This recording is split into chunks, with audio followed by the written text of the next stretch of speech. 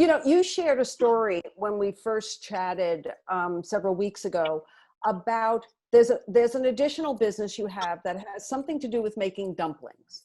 Yeah. So year and a half ago, I launched a sister brand called Silly Chili Dumplings. And I did like some major pop-ups markets, which lasted for a month and a half each in Manhattan.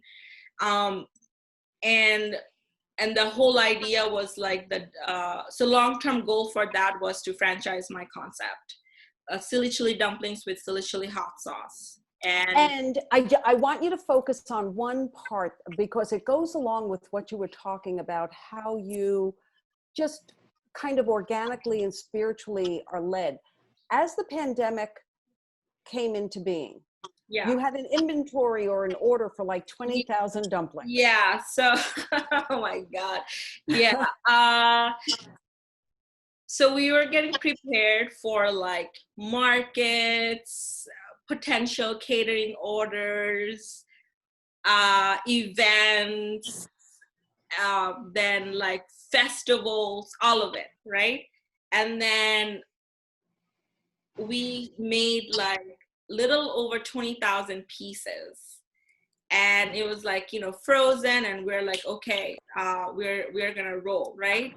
And then it hit, and all the markets, all the festivals, every single thing got canceled. Everything, catering, everything got canceled. And then it was like the first week and a half, and I was like, even like at that time, like I didn't take pandemic very seriously. I have to be honest. I was like, oh, okay, what's happening? And I always find like always find like controversial theory, and I always have those. I was like, okay, maybe some pharmaceutical company is doing this. No, let's not go there. Stay on those dumplings. At that time, that was like my like, okay, oh, you know what I mean? Yes, I do. Weekend, like, what? But I was like, you know what? I feel like I'm not gonna do any markets this year.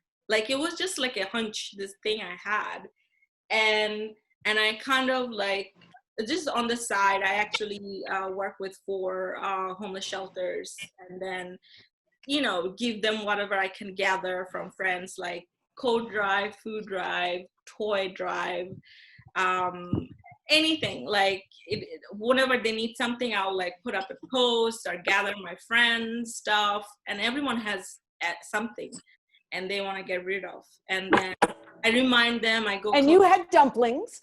and then they were running out of food, and it was like, okay, so they're getting food from like different restaurants, different places, and that all stopped. Like everything just stopped.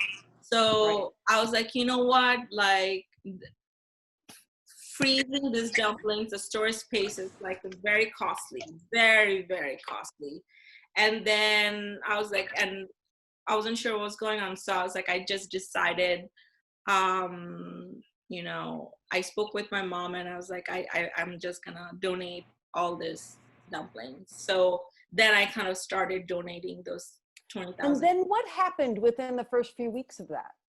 Yeah, and then I donated without like, okay. And at that time it was like mind was kind of blank, like I don't know what's gonna happen next month, like how are we going to survive as a business, or not sure what's gonna happen. And then boom, like I got like this huge order from a new client, and that was like, oh my God, like I feel like it came in 100 times more, like, although like, I didn't know, but something I believe that you get what you put out, right? Like just because, everyone can do something in their ability, everyone, like everyone. So if we were kind and if we were giving, and knowing that we won't take anything with us to the graveyard, then it's Right. like the heart becomes wider. It's like, you know what, I have it, you need it, and I have no use of it, but I have it here.